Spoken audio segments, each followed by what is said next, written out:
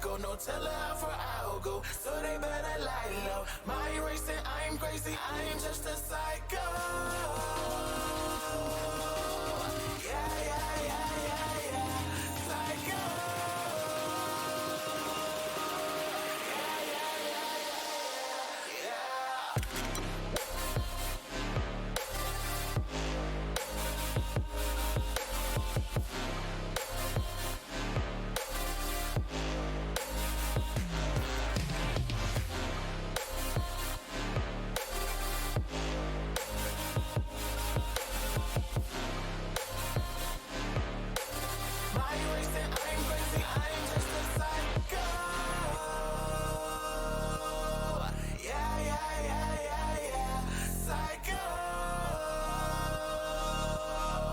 Yeah, yeah, yeah, yeah, yeah. I'm litty, they numbers do not match the standards. So I'm flowing gritty on China's. T'Challa, I'm really a panther. I don't want your pity, I'm ready, let's get it. I'm about to make this shit an anthem. Hit me for the body like, let's go. You lanes really get me upset though. I see you rest such a nigga with snatch, yo. I want all the smoke like petrol. Gas to the max on day, whoa. Bad shit get trash on set, bro. Psycho, they call me your idol. Won't watch you do that slow, I'ma have to the bio. Tell her how far I'll go, so they better lie low. Mind racing, I'm crazy, I'm just a psycho. No, tell her how far I'll go, so they better lie low. Mind racing, I'm crazy, I'm just a psycho. Yeah, yeah, yeah, yeah, yeah, psycho.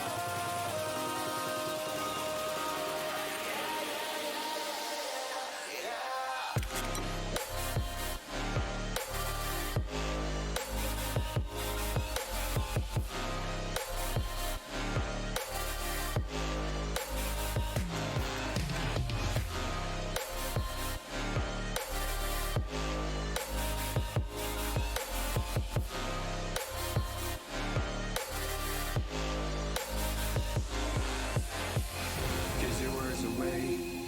waste your time, lingering, pondering, save your space and wine.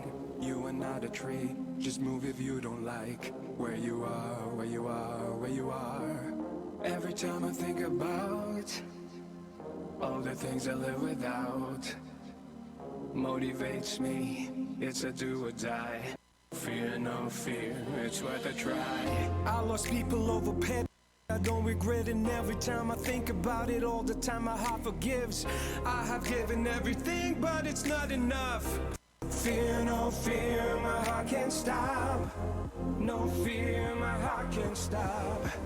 No fear, my heart can't stop. No fear, my heart can't stop.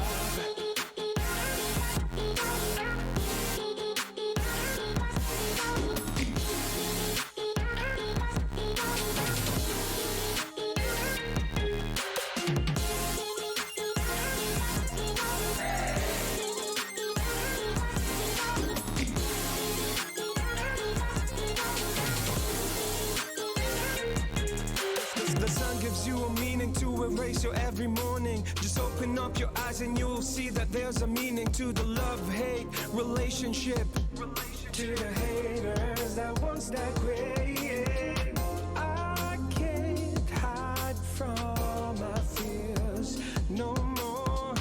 I can't hide from my fears no more. I lost people over petty shit. Every time I think about it, all the time my heart forgives. Giving everything, but it's not enough. Kiss your words away, do not waste your time. Lingering, pondering, save your space and wine. You are not a tree, just move if you don't like where you are, where you are, where you are. Every time I think about all the things I live without, motivates me, it's a do or die.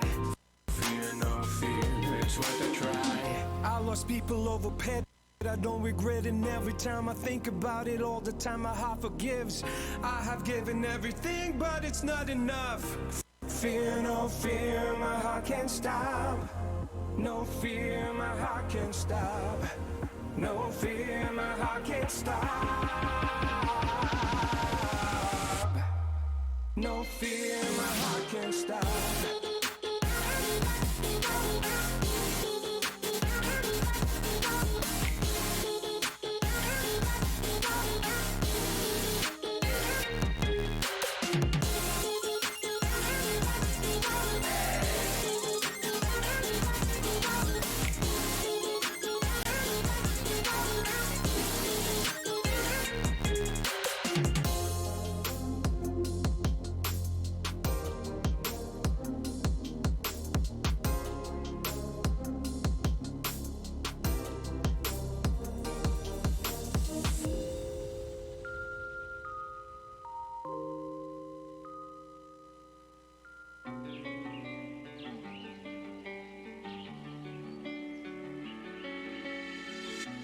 You were like a ransom note.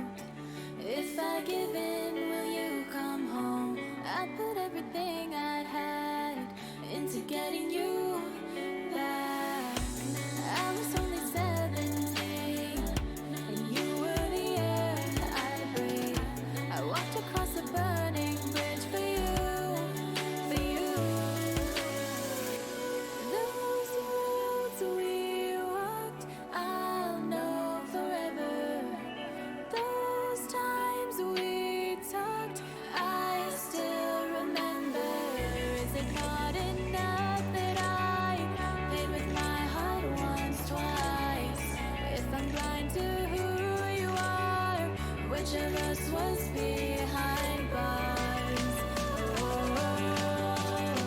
Were you worth the price I paid?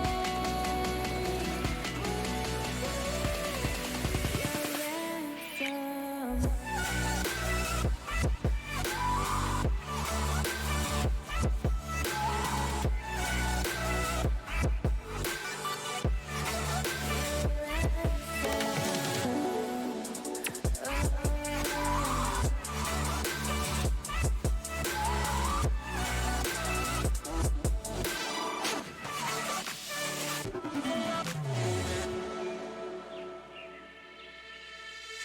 I tried to find a way to justify missing the sign.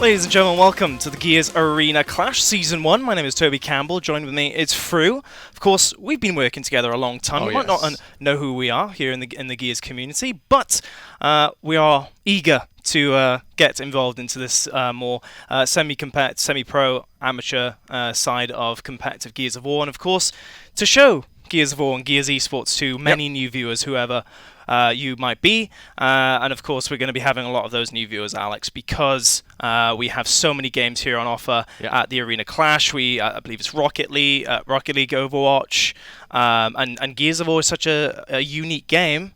And that's probably my main selling point of Gears of War, is to, if you are new to the game, tune in, and hopefully we can break things down for you and show you what it's all about. Yeah, that's the main thing, right? It's definitely a fun game, definitely a hype game, and we're going to do our best to explain it to you. Escalation being that number one game mode that we're so happy about right now in the Gears of War scene. It's a fantastic ring-based objective game mode that we'll break down a little bit more later on today.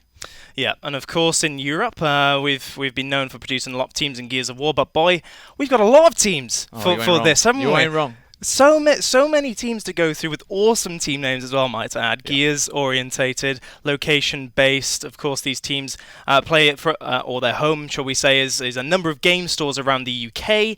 But we have, I think it's around 19 teams in total. We're going to go through the tables in just a moment. Lots to go through. But I'm very eager actually to get into the action, Alex. Yeah, definitely. I think that's one of the main selling points of Belong in general, right? Is the accessibility of it, the ability to just go down to your local arena, pick up the game with your friends, with your teammates, and jump in and play some Clash. And that's what these teams are all about, right? We've got some teams that are pretty new to the Gears scene. We've got some teams that are definitely not new to the Gears scene. Manchester, I'm looking at you. And we know that there's some talent in this Clash over the next 5-6 weeks. So we've got some fantastic games. And yeah, we should have a look at the tables and let's get a look into these teams, because we've got a lot of teams coming up here. Here's Group A. And look at the team names. First of all, Centurions, Swarm, of course, Gears orientated, the enemies of the Gears of the universe, shall we say. Yep. Spartans, Guardians, and Bears. That's Group 1A. Yep. Swarm is the Manchester team that I was just raving on about. There's a few there. They've basically got Ash in there, Extrusions, Tids. These are names that have been up there in the upper echelons of competitive Gears. Group 1B, though, here we are. Rams, Spectres, Leviathans, and the Steelers. A bit of a smaller group, this one, Toby. Yeah, smaller group. I think it's safe to say Group 1A is the largest group of them all. And again, look at the team names. Spectres, Leviathans. That's my main selling point right now. We're going to get to learn all these different players and teams. But definitely, I'm going to be looking out for the Swarm. I think it's safe to say in Group 1A, Alex is perhaps our strongest team that we've seen so far. Kestrels, Lionhearts, Claymores, and Nighthawks for Group 2A. Yeah. This is going to be a tough one, actually. The Lionhearts, this is my home arena. I've been there. I've played some Gears of War in the stations there, and I know the players that are in that Lionhearts team. Syntax is in there. Jay is in there. There's a few players. Unchained Assassin, he was down at the Microsoft Store event actually when it first launched, and he's a fantastic player in his own right. So that is a fantastic lineup there. And of course the Clyde Claymores. That's Solidarity and his crew. We'll talk more about him later. Well, last but not least, Group 2B, we have the Invincibles, Saints, Vikings, and Pirates. Curious to see how Group 2B get on, but just to round out all the tables, Alex, it's safe to say we have some very strong teams, some new players, but also some shining veterans that clearly me and you are very familiar with over the years in Gears Esports. Yeah, definitely so. I think veterans, the Sutton team is definitely a strong one to look out for. Yeah. The Stratford team as well, with Pure Legends in there. He's been to a few events in his time, and he's been playing very, very well recently, so they're two more teams that I think are definitely going to be strong contenders for this Clash. So let's go over to the next screen then, shall we? The versus side, and break down exactly what we'll be seeing first of all. It will be the Bradford Rams versus the Ballymena Bears. And you can see a number of gamer tags here. Many you might be familiar with. Of course, on the Rams side, we have Dark, we have Leroy King, Nameless King. So we have two Kings already. CJ, Crimson Wolf, and Silver Nepenthes. I hope I'm pronouncing that correctly. Nailed it. On the other side, for the Bears, we have Sloth, Bright Ice, Direful, Daisy, Rywolf, Frank, and Shadow. So very cool gamer tags, Alex. Yep. What are your first thoughts looking at this screen in front of us? My first thoughts is this is a bit of a grassroots game coming up for us. This is going to be one where the teams are learning, teams are getting off the ground and finding their first footing in competitive Gears of War. Not many players that we've seen right up at the top there, but definitely some names that are familiar to us. And honestly, it's England versus Ireland in this first matchup. Ballymena up near Belfast, I think, if my geography's right. Will be an interesting one, and it'll be a good one to kick off the Clash for sure. And I think that's a really defining point of Arena Clash, is that it's kind of like location-based. We've seen more of that come into esports, of course. We're based on the internet, so location isn't as prevalent or crucial in the branding as we've seen with mainstream sports. But now we actually see location coming into it, and I think that's something obviously very new to Gears, but new to esports in general. And it's really exciting to see actually how that can influence things, and fans and brands being built around the location. Yep. And I think it's something they've done incredibly well for all these esports involved with Arena Clash. Yeah, definitely. It's definitely something that's new, that's for sure. I'll give you that one. The idea of having fans is something that we've been talking to the Belong team about ourselves, and about how the arenas, they are supporting their own teams. And it's not just the Gears players supporting the Gears teams. It's the Mortal Kombat players, it's the Rainbow Six players. They're all supporting each other and all coming out and supporting for their arena, which is great to see. It's almost a bit more of a traditional sports mentality in that sense.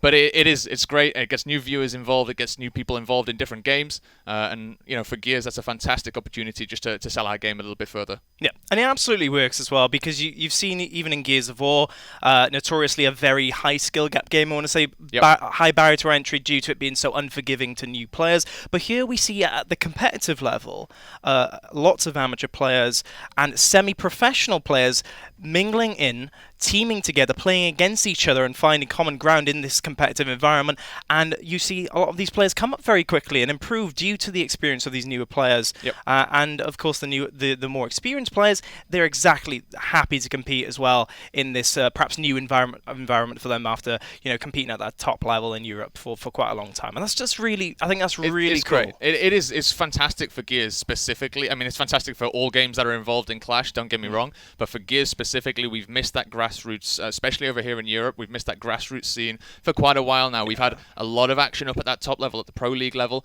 but below that, there aren't many up-and-coming teams. So it is good to see those new players being, involved in this Clash, mingling, as you said, with those upper-level players that can really help bring up the level of skill at the grassroots scene of Gears of War, because it's needed right now, and it's fantastic to see 18 teams involved in this Clash. It's a fantastic turnout. Thank you, everyone, for getting involved, for joining your local arena and getting involved with the Gears 5 Clash, because we've got a lot of games coming up. We do indeed. Bradford Rams, and I think they're going to be an interesting game coming up. We haven't got the maps just yet, but we should dive into that in a little bit. Should we talk about escalation a little bit more? I think so, yeah. This would be a good time. So, for the newer viewers in Gears of War, perhaps older traditional viewers in Gears of War before Gears 4, Gears 5, you might remember Execution. That was the former esports mode. It was single life. The objective was to get power weapons and kills. But now we have escalation, and this is a more complex mode. And I hope we can kind of educate the newer viewers on how this mode plays out, because it can get quite hectic. There's a lot of variables involved. First of all, I guess the go-to comparison for a lot of players, traditional FPS players, is like the Call of Duty mode domination. So there's three hills, 3 capture points on the map, and ABC for the first half, and DEF for the second half. Teams are trying to gain as many points as they can by capturing those points. The 250 round score, or the score limit for a round, is what they're after. But of course, Alex, you can also win through other measures, can't you? That's the crux. You can indeed win by eliminating your opponent. So if you manage to get all of the opposition out of the action, you send them back to that respawn queue all at once. They have 2 or 3 seconds basically to get themselves back into the action, or they lose via elimination. So there are multiple win conditions. We'll be doing our best to kind of keep you up to date, but the UI does give some help with there, because it does give you a bit of a timer at the top to tell you, the Swarm team is going to win, the COG team is going to win in X amount of seconds, or they're about to be eliminated. So it is definitely something new to Gears to have the different. Yeah, we're going to go into game. The different. What's the word? What am I looking for here, Toby? The different methods of winning. Yeah, is what exactly. I'm looking There's for. multiple I don't know conditions why of I'm winning. stumbling over this. There's multiple methods of winning, and also the weapon placement system is something new as well that we like to rave about. We're going to talk a lot about weapon placements, I think, because this could be a good education point for perhaps some of these newer players and teams as they work together to try and get the win through a number of these win conditions. You see the overhead map coming up on our screen, A, B, and C. As you can see, C and A hills are typically home hills. They're available off spawn. You can see the spawns at the bottom of the screen, Swarm on the left, and the COG symbol on the right.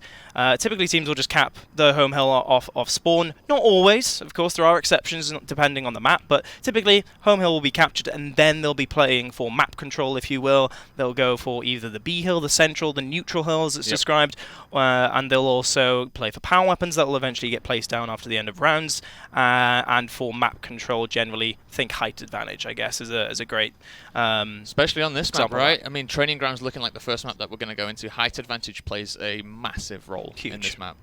2 towers either side that are nigh impenetrable. There's the balcony overlooking the whole central route, so expect players to be playing for map control, that height advantage, and also just to be setting up that midline. That's one of the most important things that kind of goes amiss in Gears in general, in competitive Gears especially, is the ability to hold a line, to be able to hold your ground basically along that middle of the map is huge, and it takes a while to get that as a team. So I'm expecting these teams, having newly formed, to stumble a little bit here and there, but in general that's what they should be aiming to do, right? Getting control of neutral and then making it difficult to be coming back into by the other team. Absolutely, and I believe. Are we going to get going? I see a few players standing still at the COG. I think we might have a technical error. Ah, yes. One of the players has failed to load in for the cog side. So back to us. Back to us for a second, just to perhaps introduce escalation a little bit more. Anyway, it's a bit more time to talk about it. We talked about the win conditions, I believe, and the weapon placement system last when we spoke about it. And we have the 250 points. So you capture the points, you get a second. Every second you get 1 point. So of course you have 2 points. Then you get 2 points every second. So there's the win condition for the point system. You also can eliminate, as you said, if you take out every player on the enemy team at the same time, the round ends there and there because of that, and if the players don't spawn in time. But there's also a third win condition, right? You can also win via capturing all 3 points at the exact same time. So if you are able to gather the A, B, and C hills, for example, in the first half, the round ends there and then you go to the weapon placement screen, of course, and to the next round. Yep.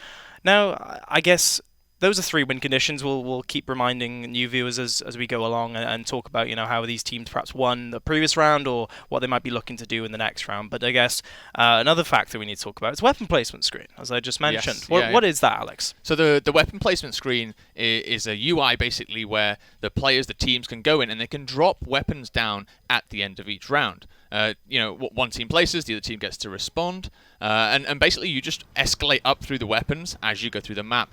We're going to go back into game. It looks like we've got everyone in the right places this time around. We'll just wait on the validation. But yeah, just to talk about the weapon placement system a little bit more, you kind of start off at the base, right? So you get some very, very basic weapon placements. These are your smoke grenades as an example, your flashbangs as an example, and they are kind of like your bread and butter gears. They're things that can help turn the tide of a fight, but don't necessarily dictate the fight, don't define the fight. Over the course of the rounds, though, you get to upgrade those, and you get to get slightly more powerful weapons each and every round. So whether that's going up through a Retro Lancer, perhaps, or maybe looking to a Markser, and then heading up to the top end, where you can get those M-bars, you can get those taunt bows, and you can really get some dirty power weapons on the map. We've seen games where there's 4, 5, 6, 7 power weapons just littering the field once you get to that round 9. And it can make for a very troublesome time for some players if you're on the wrong end of those weapons. Yeah, exactly. Good explanation. And it's a very complex system, of course, and so if that sounded complicated, it'll all become more familiar over time as we delve into actual gameplay. But in terms of the gameplay, apologies for the delay. We're just waiting on another player to reboot the console, I believe. It was a crash or a freeze. It happens. And it does happen. These things happen. And so it shouldn't be long until we get that last player in the game. We can get going on Training Grounds. Now, it's kind of an interesting discussion, Training Grounds, I guess. We could talk about the map just a little bit. It's kind of a more traditional Gears map in that, one side has quite a bit of height advantage. Of course, that's quite important in Gears because of the cover system. And due to it being a respawn mode and not like a single life mode as the previous esport mode in Execution was, map control really does matter, doesn't it, in Escalation? And so you can not get a spawn trap necessarily, but you can dominate the map a little bit and force your enemy into different lanes. Typically, of course, Gears maps are 3-lane maps in terms of how they're laid out, kind of like more traditional FPS maps, and so that will kind of become a bit familiar with you guys, the newer viewers at home, who are wondering what map control is in Gears. It's very prominent. You'll see the effects very quickly if a team does get that. Yeah, the effects immediately are struggling to push up to that neutral hill. You'll see a huge point lead start to turn up basically between those two teams. The team with the neutral control will have a huge advantage there. Second power weapon control is huge in this game. So if you can get that second respawn, so after the weapons are picked up, they go on a timer. We can see that on the minimap as well. Once we get into game, we'll show you that. They can basically get picked up a second time. They respawn into the game. So there is a lot of back and forth between holding map control and making sure you're in the right position to fight for weapons. So that's a key point as well in the game mode, is to make sure that you are in the right place at the right time. Timing is a lot in this game mode. It means a lot in this game mode. And weapons are just the start of it, really. Yes.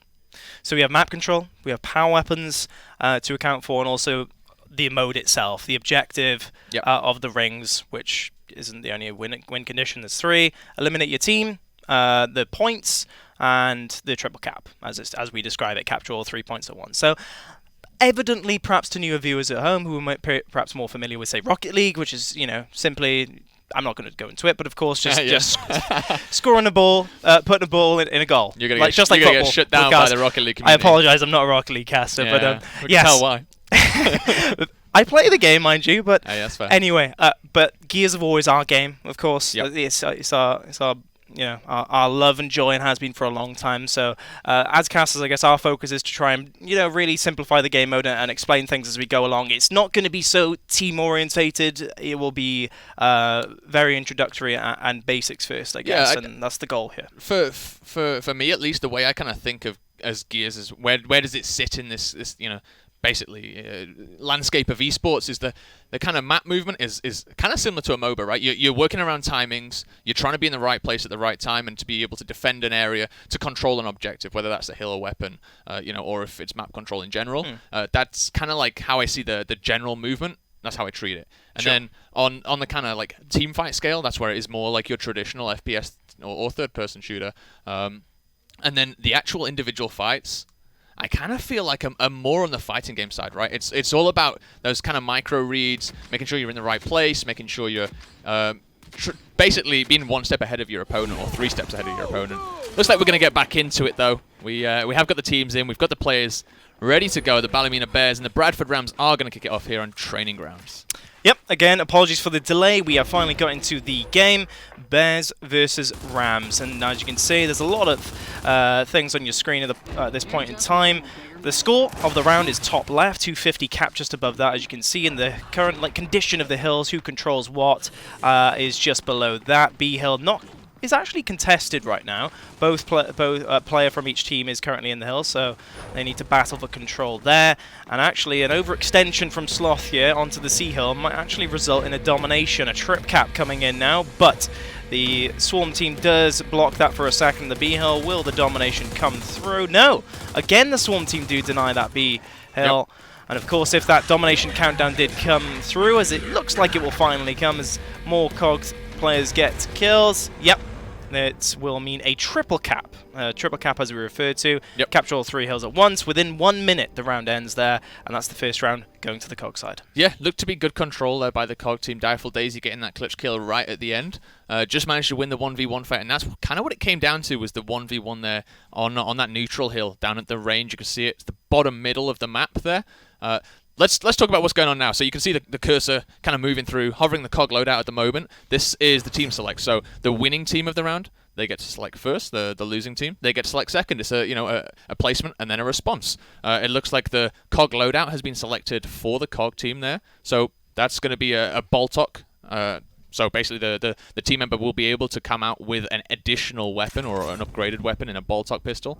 On the other side, though, Bradford opting for a grenade over towards the DB depot, so maybe something to help with that extension, that push over into the opposing team's home hill, Toby. Yep, and of course, Summarize, excellent explanation. Summarize is a Boltok.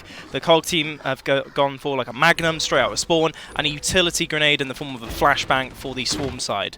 And so the question is, how are these two teams going to utilize those weapons? They're very much support weapons. They're not likely to dictate the conclusion of fights here at the start, but they can definitely help in the right hands. Good push by Bright Ice, though. Great headshot there on Bradford. Managed to get control of this, and now the COG team, they're really starting to open up here. Bradford 01 taking out Bright Ice there in the middle as well. Will just delay a little bit, and now another kill. Now that's 2, looking for 3. Fluffs the shot a little bit, but still gets a good second shot, gets a good third shot. It's very, very close, but Genesis comes out. He's going to claim that B hill as a reward. And this looks to be an elimination victory. Nope. Bradford may be able to get back in just a second. No, they didn't respawn in the end. And so what happened right there is the COG team took out all the enemies at once, and the elimination comes through, of course, as you can see, within 3 seconds. So, again, excellent job by the COG side. You saw on the scoreboard for just a second, and the eliminations were heavily in favour of the COG side just after 2 rounds. The slaying department is what they're succeeding in right now, leading to these quick round conclusions. In terms of what placements went down, we saw the COG side place a flashbang top left to equal the Swarm side. And now for the Swarm, it is their decision as to what they're going to place. Flashbangs are actually on that side bottom left. Interesting, Alex. Yeah, definitely interesting. I mean, I think what Bradford are doing is a little bit more typical of Gears of War. You don't usually see that loadout coming in early doors, but it is something that we have actually seen in the North American side of things, with the loadout being a priority. So interesting to see teams mixing up the strategy a little bit there. And Sloth here, he's opting for the Boltog. He's rushing down the Sea Hill. Going to look for his first victim. Yep. Say he. I'm not sure if it is a he. Their first victim is probably a better summary. Looks like there's 2 Bradford members, though, just holding Sloth off right now. Good cleanup there in B Hill from Balymania as we... Yeah, they look to have complete control. It's 2 players right now in front of Sloth, so Sloth understands there's going to be a difficult push if the player does make that. But something tells me that Sloth is perhaps one of the strongest players in this game. His team have opted to give him the Boltok, and he's approaching the enemy home hill straight off the bat. Here comes the teammate in the form of Daisy, though, and this could be a domination coming on through that flank.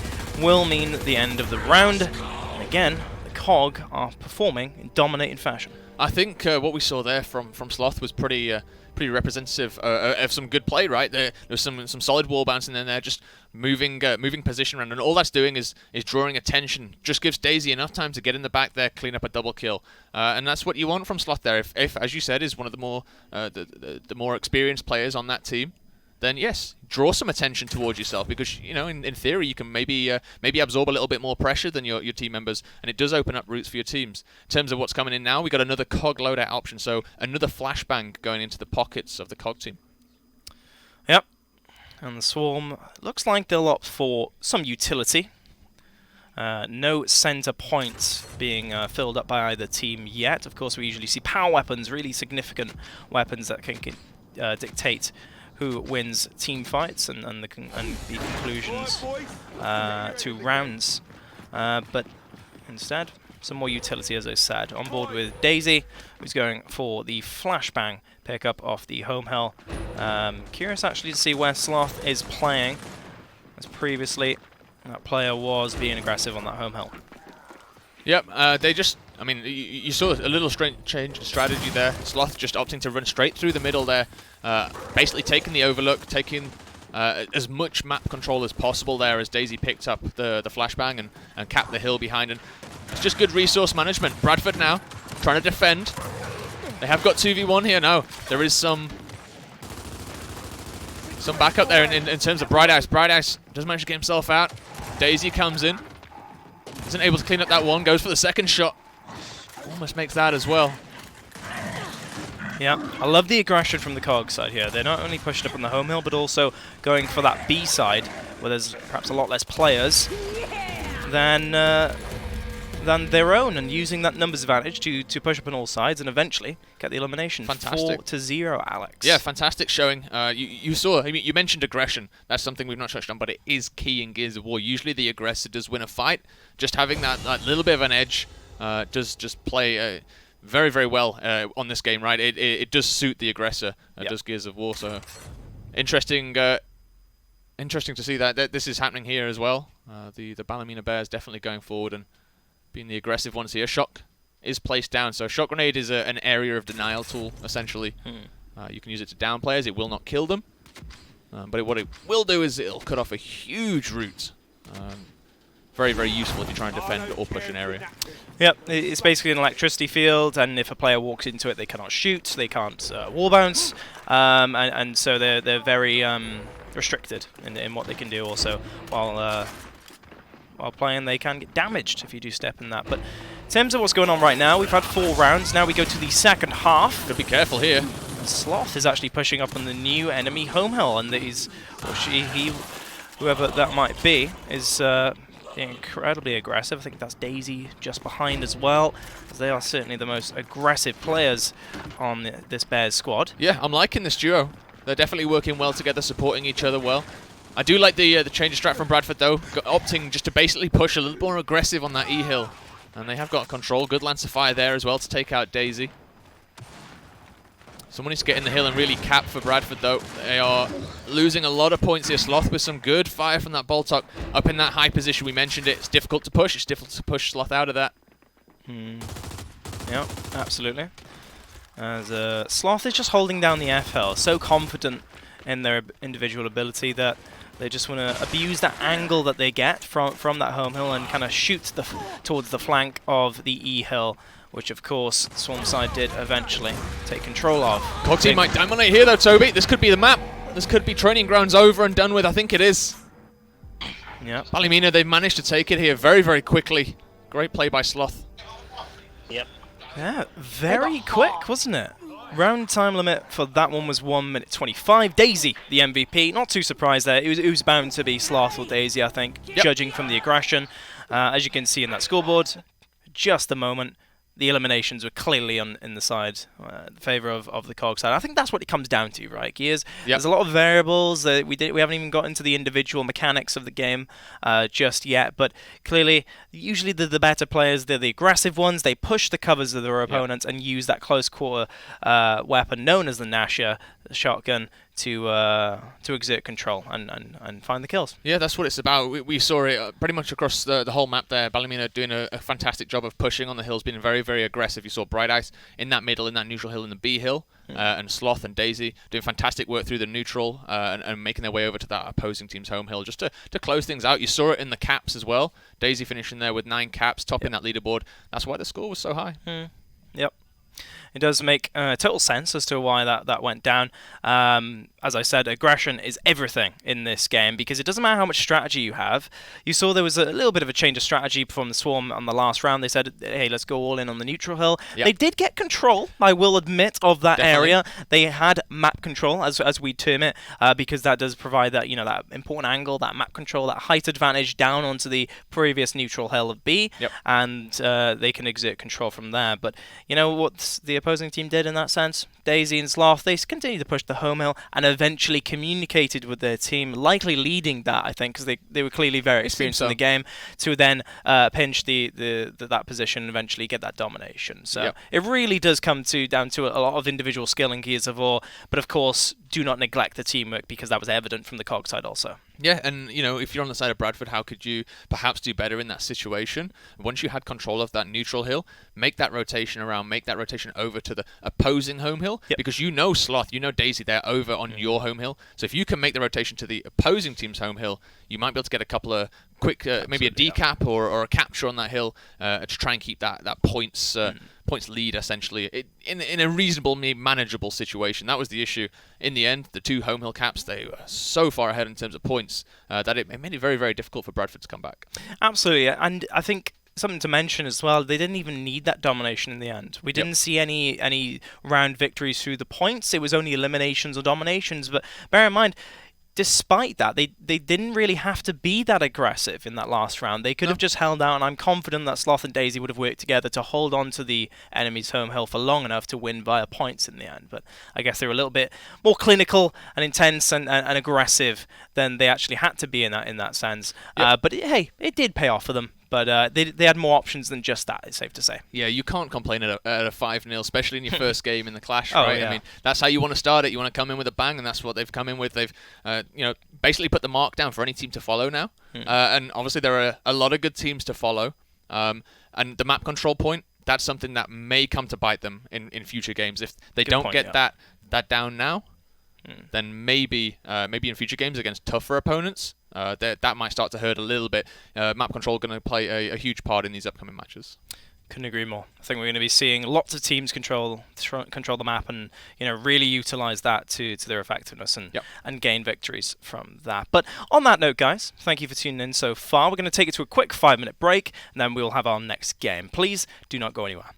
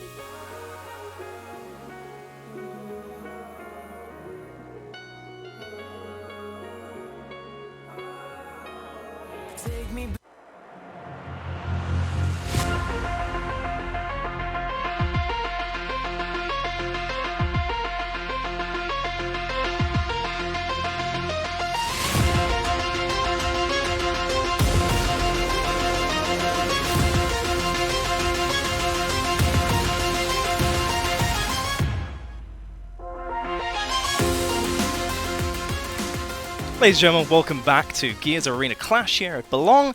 My name again is Toby Campbell. This is Alex Frew, and we are going to get into a new game now. We had the previous best of one. It was a bit of a landslide, it's safe to say. There was clear experience on that COG side for the Bears, and so it wasn't too surprising that it did turn out the way it did. But we have potentially another one of those if we're looking at the rosters and our predictions and our bets are being hedged correctly. Alex, this Swarm side in particular, we're going to look at the rosters just now and break these down for you folks. But this Swarm side I want you to pay close attention to, because this might actually be the best team that we're going to see in this season. Alex, what are your thoughts? That's a tasty roster right there on the Manchester Swarm side. So for those of you newish to the Gears scene, basically all of these players are kind of veterans of the scene. They've been around for multiple iterations of the game now. Ash himself there, you see in the middle of the Manchester Swarm roster, has been a Pro League player in the past, has been out to America to compete in events all around the globe. So a fantastic team. Same with J-Rage, same with Extrusion as well. J-Rage, I think, actually maybe the coach there. Be interesting to see if he's playing. But yeah, honestly, a fantastic roster. T-side Steelers, a couple of names we somewhat recognize. Perhaps a little bit of a more junior team, but we'll see how they match up in the game. We can't speak too quickly about this matchup. Absolutely can't count them out. And once again, while we're on this graphic, the team names, the logos. Alex, I know you're really happy about the Manchester Swarm. That is a gorgeous logo, isn't it? It's beautiful. It's my favourite one by far. Manchester, I was up there for 5, 6, 7 years, and then loads of family and friends up there. So it's very cool to see that as a logo, as a team involved in here, and also to see it as a very strong contender as well. And honestly, huge shout out to Belong Gaming Arenas for putting this on first of all, but also these awesome team names and these brilliant logos. I mean, these really stand up to any logo in the esports scene, in my opinion. 100%. The jerseys are beautiful as well. That's something we haven't seen yet, as well. They definitely are. Yeah. I mean, you might be jealous at home, folks, at the moment, but I'm looking at the logo on the screen next to us of the Manchester Swarm. Gorgeous logo in person as well. But I can actually... There we go. It is actually on stream as well. Look at that. Good timing. Look at that flashing. Nice. Sorry, I don't mean to cover your face, Alex, but that logo is awesome. Anyway, back to us. Alex, we've got a very competitive game ahead of us. We have some extreme veterans, it's safe to say. We can't underestimate these players. These are 100%. Very good players. These are top caliber players. And I think it's safe to say this is the safest prediction we're probably going to have in a long time in this league. I think the Swarm are likely to win here. What do you think? No, I think you might be right. I think, for me at least, this is probably the strongest team in the league, in the Clash. Yeah. There are 5 teams, I mentioned them earlier, with Stratford, with Sutton, that are they're up there as well. T-side wasn't on my list, but I'd be happily proven wrong. I do feel, though, that Manchester, they are the ones to watch in this league. If you're going to learn from someone, this is the team that you're going to learn from, because they all know the game very, very well. If you're T-side, on the other side of things, you can't let those Slayers start to pop off, right? You have to keep it under control. It's going to be very, very difficult, but you have to keep it under control. Yeah, I think a word of advice for that team is to try and keep it basic. Don't try anything too complex, but realize that this team is going to have a lot of tricks up their sleeve, perhaps, if things do go south, this Manchester Swarm side. So try and keep it simple, keep to your basics, and focus on the core competencies of Gears of War, if you will, because if you allow, as you said, Manchester Swarm to really get ahead in the slaying department and snowball that into quick rounds of that, there could be a lot of trouble.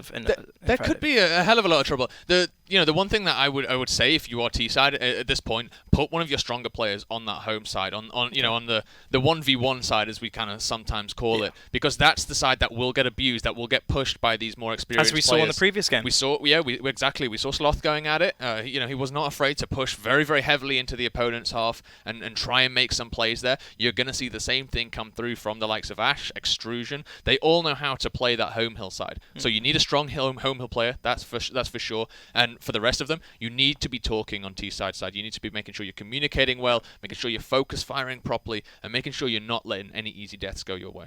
Absolutely. Couldn't agree more. In terms of the map and how it plays out, we'll get into that just in a moment. But Alex, I think we'll take the opportunity while we're waiting for that game to load in to perhaps talk to the... Oh, actually, we're getting weird now. It's Asylum. Ooh, Asylum. tasty map. So a very predictable Yeah. map, I guess, a very traditional map, much more so than Training Grounds. I think it's perhaps the most popular map as well So- currently in the site scene, Alex. It definitely was the most popular map in the fall quarter of the European Pro League. So maybe there's something taken from that the teams now in the Clash are starting to pick up on that. But it is also a map that, as you said, is very predictable. You can kind of determine what's going to happen just by the layout of the map. A lot of teams, they like to play across. There's a top bridge, essentially. They like to play up there. They like to play heavy up there. You're going to see shot grenades go down there, I'd imagine. And occasionally you might see a big weapon go down at that train side. But quite honestly, usually the action is that top end. Yeah, couldn't agree more. I think the middle lane, this is a very three-lane map. I think we can go back to that layout. It's going to be very obvious to viewers at home, how this kind of does layout visually. But that middle lane is more of like a flanking route, right? Which is kind of a bit unorthodox, I guess, with typical three-lane maps. It's used a lot less by teams. It's really the two end lanes that have the major team fights and whatnot that can break down. And of course, that bridge side as well.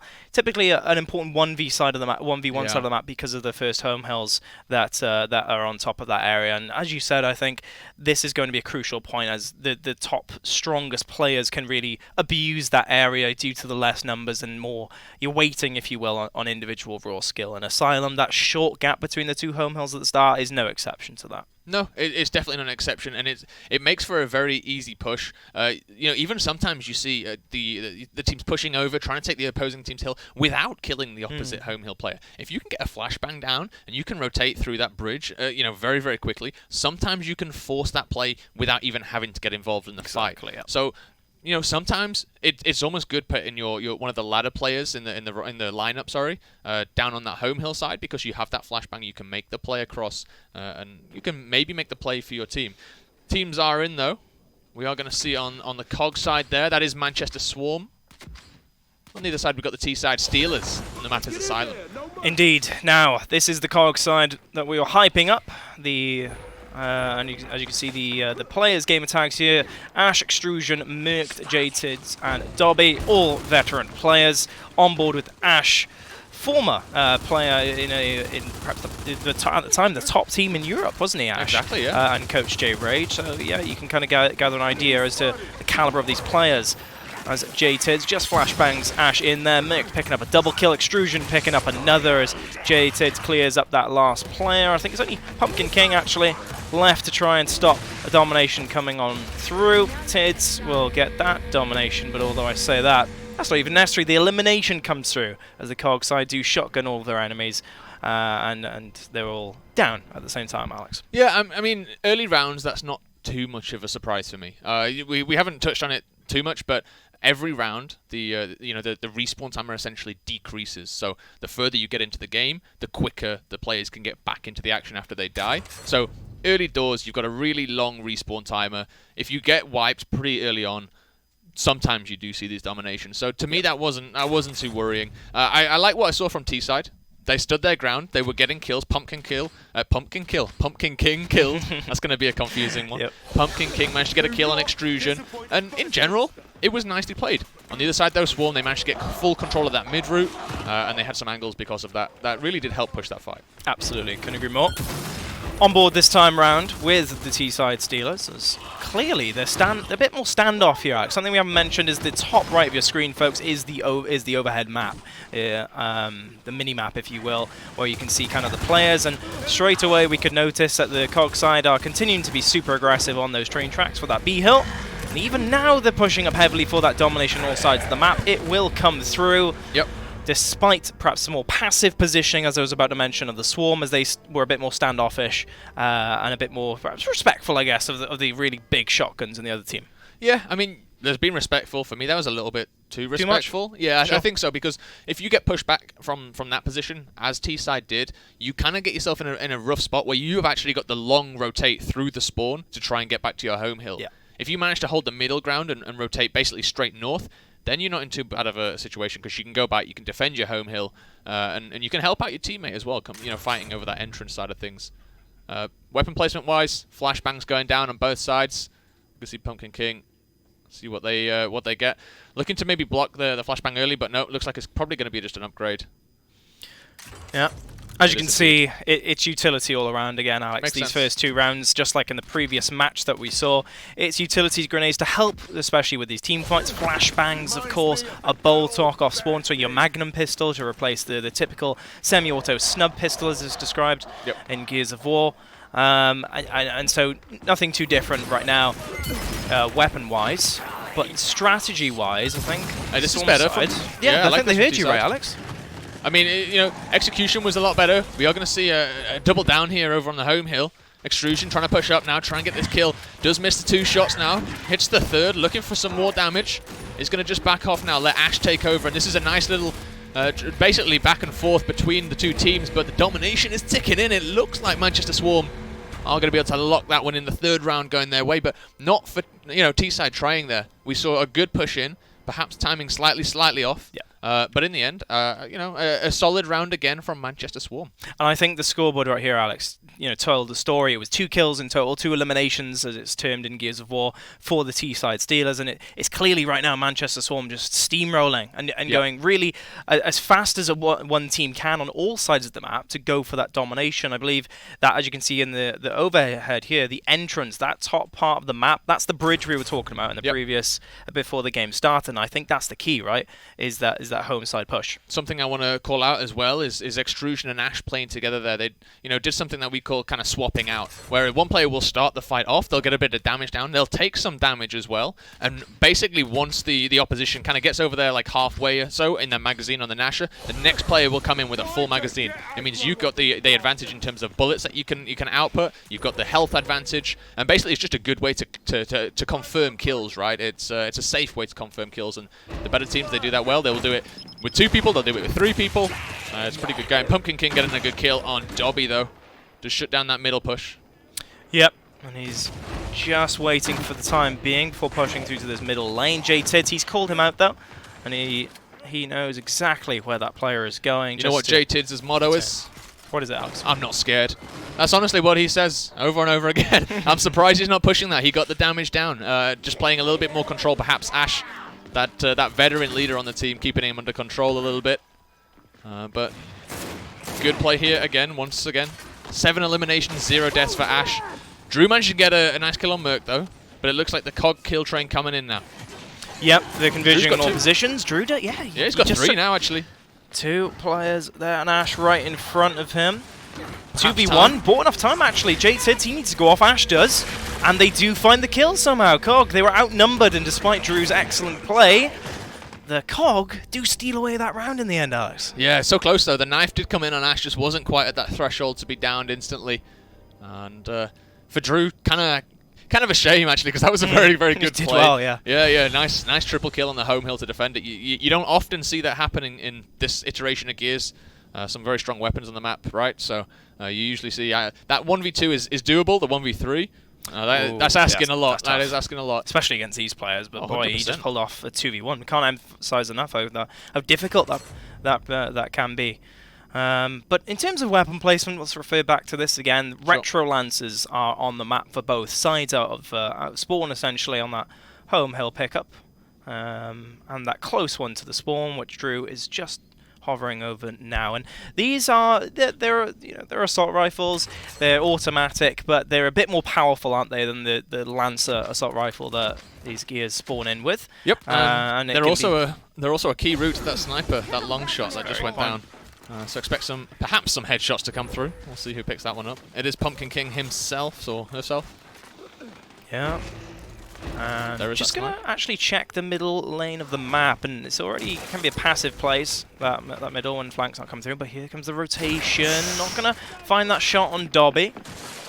Looking for that single shot to the head for the headshot, but here comes Merc on the flank, and this is what I mean. Yep. The speed, the shotguns can come flying at you if you're not careful in Gears of War. Domination coming on through, and that will wrap it up just like that. 5-0. Last round, 34 seconds long. Despite power weapon control for the Swarm, the shotguns and individual raw skill shone through in the end. Here we go. Ash with the MVP.